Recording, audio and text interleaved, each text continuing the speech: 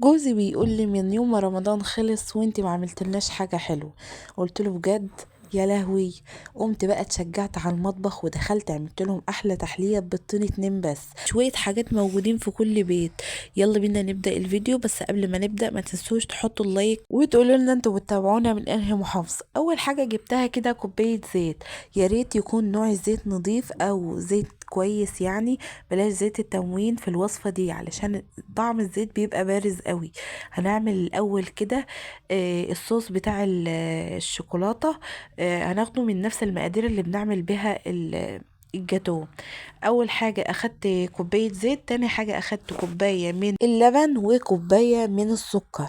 يبقى عرفوها كده: كوباية زيت، كوباية سكر، كوباية لبن.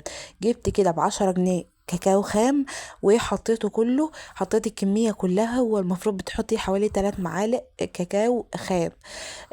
طبعا احسن نوع في الكاكاو هو الكاكاو الاسباني.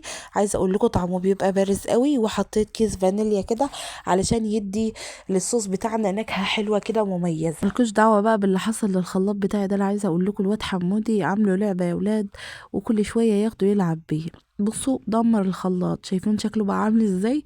متركزوش معاه خالص. المهم هاخد كوبايه بقى من الصوص ده. ولحد هنا انا عايزه اقول لكم يعني لو عايز تعملي اي صوص للتورته او مزنوقه مثلا في صوص شوكولاته، وصفه كويسه زي ما قلت لكم كده: كوبايه وكوبايه وكوبايه ومعلقتين كاكاو خام او 3 معالق. جيت هنا بقى ابتديت ان انا اضيف كده بيضتين على الصوص بتاعي ده، شويه اللي اتبقوا في الخلاط.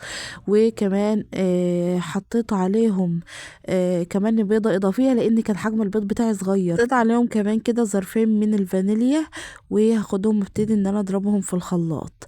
حطيت كمان كيس من الكيك شيف، وحطيت كمان كوباية من الدقيق، كوباية واحدة من الدقيق. هتحسوا ان القوام بتاع الجاتوه كده تقل شوية. ما تخففوهوش ولا تحطوا عليه مية ولا تحطوا عليه اي حاجة. هو زي ما هو كده وهتبتدوا تشتغلوا. وملحوظة كمان: الكوباية اللي بتعايري بيها لازم تكون هي الكوباية اللي بتعايري بيها كل المقادير. تمام كده. هتحس ان الجاتوه بتاعك اللون بتاعه فتح شوية. اول لما تصبيه في القالب ويستوي هتحس ان اللون بتاعه ظبط وبقى تمام.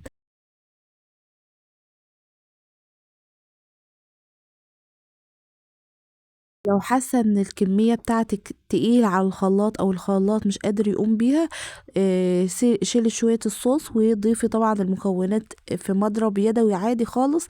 مش هيجراله اي حاجة. واعملي كل الخطوات ديت في مضرب عادي خالص، بالمضرب اليدوي او بمضرب الكهرباء، مفيش فيها اي مشكلة.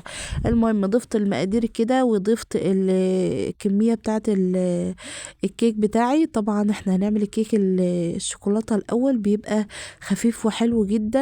هاخده بقى وهضيفه في الفرن بتاعي، فرن ساخن مسبقا لمدة نص ساعة، درجة حرارة 180، وما نفتحش عليه الفرن نهائي. طبعا انا مش هعرف ازاي ان الكيك الوش بتاعه استوى او اخد لون يعني، لان اللون بيكون غامق فمش بعرف اللون اخد ولا لا. فحطيت شوية جوز هند كده على الوش زي ما انتم شايفين كده.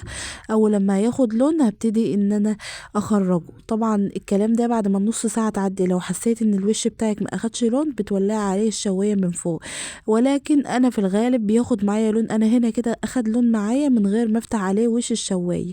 قومي بقى جهزي لاولادك الوصفة التحفة دي. انا عايزة اقول لكم وصفة جميلة جدا وبجد تستاهل التجربة، وهتحسي ان انتي بتاكلي احلى انواع الجاتوه وافخم الانواع كده، حاجة زي القمر بجد. وكمان اقتصادية، مقاديرها كلها موجودة في كل بيت. الزيت والسكر وحاجات بسيطة جدا. ممكن تشتري ب10 جنيه كاكاو وخلاص، والبيض موجود في البيت برضو. كل حاجة موجودة في البيت. هتلاقي نفسك عملتي وصفة تحفة لأولادك، هيحبوها جدا وكمان هيبقى طعمها جميل جدا. أنا عايزة أقول لكم أنا وأنا بشتري البهارات كده، حتى كنت رصة معاكم البهارات الفترة اللي فاتت. وأنا بشتريها بشتري معاها مثلا كيسين كيك شيف، وبشتري معاها كيسين من الفانيليا. الحاجات دي بيكون عشان تكون موجودة عندي كده. وكمان بشتري ب10 جنيه كاكاو خام، بحيث لو حبيت اعمل وصفة او حاجة يبقى موجود عندي ومتوفر معايا. طبعا هنا انا بفرد الصوص بتاعي على الكمية كلها، على الصينية كلها زي ما انتم شايفين كده. فردته كده وهبتدي بقى ازين باي حاجة موجودة عندك. لو عندك سبرينكل حطي، لو عندك حابة تحطي مثلا جوز هند، ضوافر زي اللي انا حطاه ده برضو بيبقى جميل جدا. لو حابة تحطي اي حاجة بقى موجودة عندك زيني بيها. ولو عايزة تستكفي بيه على كده بجد يبقى تحفة جدا وبألف هنا وعافية. انا هنا ابتديت ان انا اقسمه اهو زي ما انتم شايفين. وطبعا الفراغات اللي حصلت دي كانت من جوز الهند كده وانا بقطع. حطيت بقى شويه جوز هند كده، وبعدين ابتديت ان انا ارشهم كده بالطريقه اللي انتم شايفينها. الزينه دي حاجه بقى بترجع لكم انتوا في الاخر. طبعا سامحوني ان انا منزلت الكوش امبارح ووله. امبارح كان عندنا حاله وفاه، زوج خالتي كان متوفي، ربنا يرحمه يا رب ويغفر له. يا ريت كلكم تدعوا له كده بظهر الغيب. وكمان اول امبارح كنت عند اي اختي فما عرفتش انزل حاجه خالص. كنت عندها بقى وجيت تعبانه وهلكانه كده فنمنا، والخبر جالنا واحنا هناك يعني. فربنا يرحمه يا رب ويغفر له، وربنا ما يكتبش عليكم يا رب اي زعل. حطيت بقى السبرينكل والزينة بتاعتي، فردتهم كده. وطبعا لو انتوا حابين اي وصفة عايزين اعملها لكم يا ريت تسيبوها لي تحت. لو حابين تعرفوا اي معلومة عني يا ريت تكتبوا لي تحت. لو في اي حاجة، اي تعقيب، اي طلب منكم يا ريت تكتبوه لي تحت. وتعرفوني في الكومنتات انتوا من انهي محافظة علشان نعرف كده احنا قريبين من بعض ولا لا. المهم حطيته بقى وابتديت ان انا اشيل بقى قطعة من الصينية بتاعتي. طبعا انا كنت حاطة الصوص عليه، والصوص كنت اخدته في التلاجة لحد ما شد نفسه كده. وبعدين حطيته اول لما خرج من التلاجة، حطيته على الصينية وهي سخنة يعني او دافية كده يعني. ويا سلام برضو لو سبتيها ان هي تبرد خالص مفيش فيها اي مشكلة. شوفوا لي بقى القمر والجمال والطعامة والحلاوة دي. عملت له بقى يا ستي الحلويات اللي كان نفسه فيها. وانتي كمان قومي تشجعي واعملي لولادك كده الوصفة القمر دي. عايزة اقول لكم خفيف جدا، هش ايه الطعامة والتحفة دي بجد.